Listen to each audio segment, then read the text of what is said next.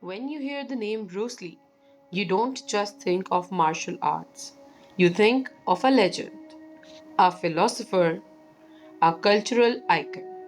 But the life of Bruce Lee was far more than flying kicks and movie stardom. It was a story of discipline, identity, struggle, and revolution. Bruce Lee was born on November 27, 1940, in San Francisco, California, while his father was touring with the Chinese opera. Raised in Hong Kong, Bruce grew up in a turbulent environment. As a teenager, he was frequently involved in street fights.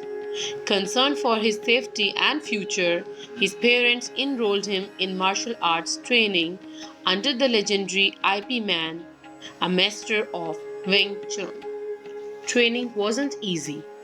Bruce faced challenges, including discrimination because of his mixed heritage.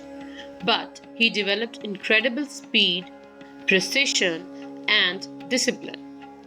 By age 18, his parents sent him back to the United States to pursue education and escape the growing violence in Hong Kong. In America, Bruce finished high school in Seattle and later studied philosophy at the University of Washington. But his passion remained martial arts. He began teaching Kung Fu not just to Chinese students, but to anyone willing to learn. At the time, this was controversial. Many traditionalists believed martial arts should be kept within the Chinese community. Bruce disagreed. He believed martial arts belonged to the world. He eventually developed his own philosophy and fighting system called Jeet Kune Do, the way of the intercepting fist. It wasn't just about fighting, it was about freedom. Bruce believed in adapting, flowing, and expressing oneself honestly.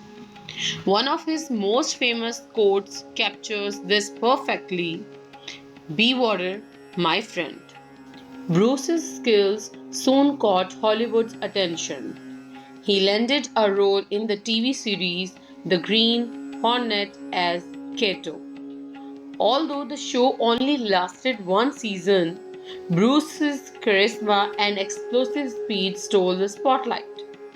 However, Hollywood at the time wasn't ready to cast an Asian actor as a leading man. Frustrated by limited opportunities, Bruce returned to Hong Kong, and that's where everything changed.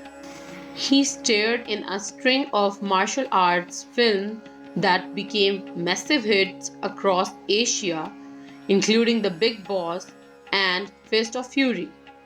His intense screen presence, physical mastery, and raw emotion captivated audiences. Then came Enter the Dragon, a groundbreaking Hollywood and Hong Kong co production that turned Bruce Lee into an international superstar. But just as the world was beginning to fully witness his greatness, tragedy struck. On July 20, 1973, Bruce Lee died suddenly in Hong Kong at just 32 years old. The official cause was cerebral edema, swelling of the brain. His death shocked the world and sparked decades of speculation. Yet, despite his short life, his impact was enormous. Bruce Lee broke racial barriers in Hollywood. He transformed how martial arts were perceived globally. He inspired millions, from professional fighters to actors, from philosophers to everyday people seeking self discipline. His influence can still be seen in modern MMA, action cinema, and pop culture. Stars like Conor McGregor and countless martial artists credit him as a pioneer. Actors, athletes, and entrepreneurs still quote his philosophy. Bruce Lee wasn't just ahead of his time, he redefined it.